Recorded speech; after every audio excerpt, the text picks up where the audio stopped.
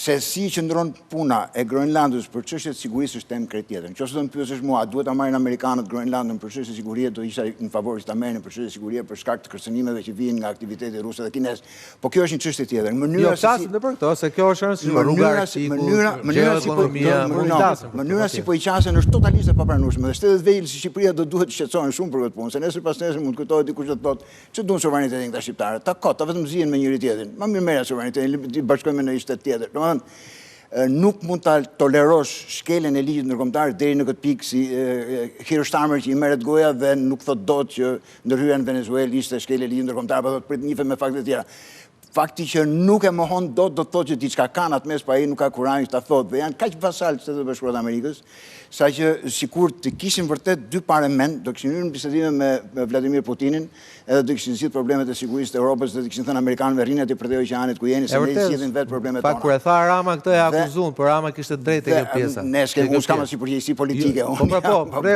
Analizë racionale më. Analizë racionale për Europa ta duhet hyrë vetë në ka drejtuar mendjen para sa ditësh lexoja një kishte dicitur mbrapa krave George Friedman, ka një podcast vetën dhe thoshte kemi bërë 3 lufta në Europë për të mos i lënë rusët bashkohen me gjermanët, luftën e parë, luftën e dytë, luftën e ftohtë, dhe do shkojmë prapë bëjmë luftë që mos i lënë ata të bashkohen. Pra, shqetësimi i amerikanëve nuk është fare Groenlanda apo Mette Frederiksen. Janë rusët dhe gjermanët. Dhe në momentin që gjermanët vazhdojnë dhe i bien pyllit, që i kanë mësuar që i bien nga amerikanët që i kanë trajnuar për këto 30-40 vjet, do jenë po në këtë situatë që janë. Dhe nëse Joe Biden thotë ta hedhim të Nord Streamin, Scholz rrisi i hutuar pa reaguar fare, patjetër që këto përfundime do kesh. Pra, Shtetet Bashkuara të Amerikës kanë thënë gjithë ato gjëra që kanë thënë për Europën, me të cilat unë në shumicën e tyre jam dakord. Që civilizimi evropian shkon drejt erasure, drejt shuarjes, drejt zhdukjes. Nuk janë më të evropian. Sokoli dashur, ti ke jetuar në Europë ndoshta më shumë se unë. Nuk ka qenë kjo situatë me lirinë e shtypit. Se besoj, po kam jetuar në kushte ndryshme. Nuk ka qenë kjo situatë me lirinë e shtypit në Europë. Në 10 vitet e fundit që kam jetuar në Austri, shumica austriake ishin jashtëzakonisht të nervozuar me faktin që nëse do thoshin një gjë ndryshe nga sa ishte mainstream, ndryshe nga sa vinte nga Washingtoni, linja për të folur, patjetër do kishin penalitete apo do kishin. Unë aty ku kam punuar unë, atë institucioni që kam punuar unë, BBC-a, që është deri diku një institucion i paprekshëm që ka hasur jo përmes atij civilizimi që e ka sjellë deri në këtë zhvillim. Nuk e di a jam i qartë apo jo, po Shtetet Bashkuara të Amerikës për shembull sado të fortë që tregohen me këto hartat që janë për shembull. Kur vjen puna në bursë, situata është nga më serioze që mund të ekzistojë. Tipike është grindja e presidentit me drejtorin e Federal Reserve, ku praktikisht më në fund doja pak ta ndalishim pak tek NATO, sepse le të themi ta bëjmë pak diskutimin që lidhet konkretisht me ne. Se Europa është akoma një horizont pak i largët, NATO është në realitet prej vitit 2009, Eugenia, dhe deklarata e djeshme e mbrëmshme, pikërisht në këtë orë, 24 orë më parë, kryeministres daneze Frederiksen që nëse Amerika futet në Groenland, invadon, ai përdor shprehjen invadon Groenlandën, territorin e Mbretërisë Danimarkës, atëherë merr fund NATO. Dhe besoj që ishte deklaratë serioze nga një vend antar i rëndësishëm i NATO-s, mund ta quajmë serioze, megjithatë unë shikoj më tepër një narrativ politike apo një Se ti nuk e beson që Amerika do e marrë Groenland? Jo, unë e besoj patjetër që do ta marrë. Nuk e besoj që do ta marrë se bazat i ka. Nuk mendoj që do të ketë një luftë konvencionale ashtu sikurse ne jemi mësuar. Jo, por NATO mbaron, ai nuk foli për luftë, po thashë NATO nuk ekziston më. Për sa i përket Frederiksen, unë mendoj që ishte një deklaratë e cila më tepër një narrativ politike i ngjasonte, pasi i drejtohej popullit danez ku do duhej që kryeministri e vendit të ruaj sovranitetin dhe paprekshmërinë territoriale, por më lind pyetja të mendoj që kemi 32 vende anëtare të NATO-s ku një president si Trumpi, i cili është një president atipik, i detyron që të shkojnë të arrijnë 5% e shpenzimeve të mbrojtjes, një ekonomie të rënuar si ajo e Bashkimit Evropian dhe vendeve të cilat nuk janë anëtarë të Bashkimit Evropian dhe askush nuk e ngre zërin.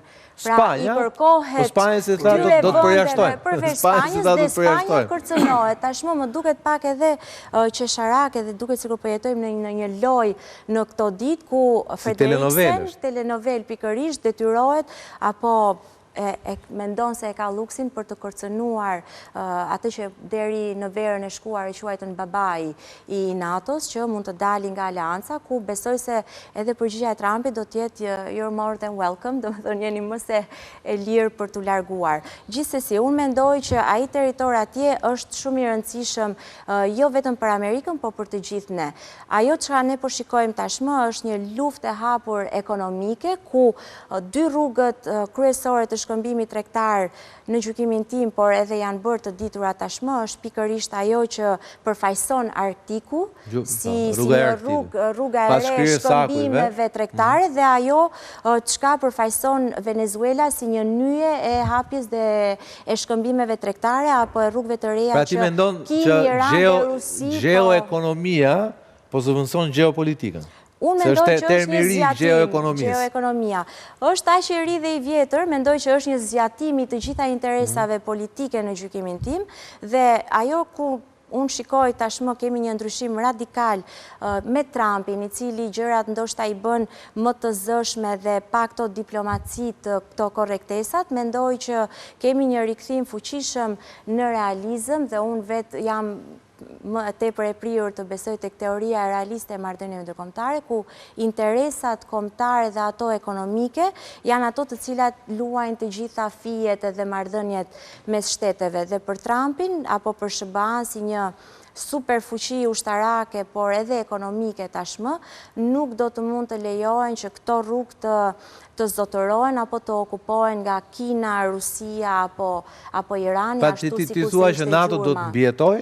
Mendoj që do të mbijetoj dhe mendoj që do të bëhet palë, pasi sikur se dhe ju Sokol e thatë në fillim, aty ne kemi bazat të NATO-s, kemi bazat të SBA-ve, kemi një aktivitet të shtuar ushtarak me drille të ndryshme, pra me ushtrime, simulime të ndryshme që NATO kryen në atë rajon, ku tashmë i shtuar edhe dy vende të tjera, Suedia dhe Finlanda, dhe mendoj që Grenlanda është thjesht e radhës ku ajo që mungon është vetëm flamuri në këtë rast.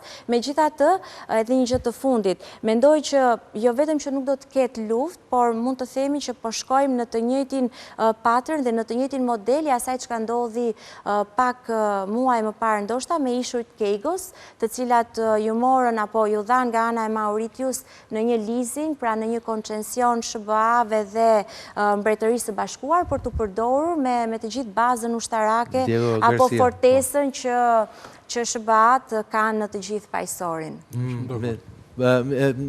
Mentor, unë dua ta lidh me Shqipërinë. Si kjo situatë më lejo që të ndërtoj kornizën e madhe dhe pastaj vendim tek Shqipëria. Edhe nga pikpamja e perspektivës së integrimit, se të flasim për atë pak. Spari ti rikthehemi disa fundamentaleve themeloreve. Gjithë sistemi ndërkombëtar qëndron mbi dy parime, që është fuqia dhe e drejta. Natyrisht që në kontekste ndryshme historike këto njëra merr më shumë peshë se sa tjetra, por që të dyja janë prezente. Natyrisht që realistët thonë fuqia është dominante, ndërkohë që liberalët thonë që e drejta është përcaktuese. Tani ndodhemi në kushtet ku kemi pas një zhvendosje dramatike të sistemit ndërkombëtar. Këtë nuk e ka krijuar Trumpi. Trumpi është reflektim i dinamikave të ndryshimeve që po ndodhin në nivel fuqie në sistemin ndërkombëtar. Dhe nuk është e nevojshme që t'i përsërisim gjitha ato gjëra që kanë ndodhur. Por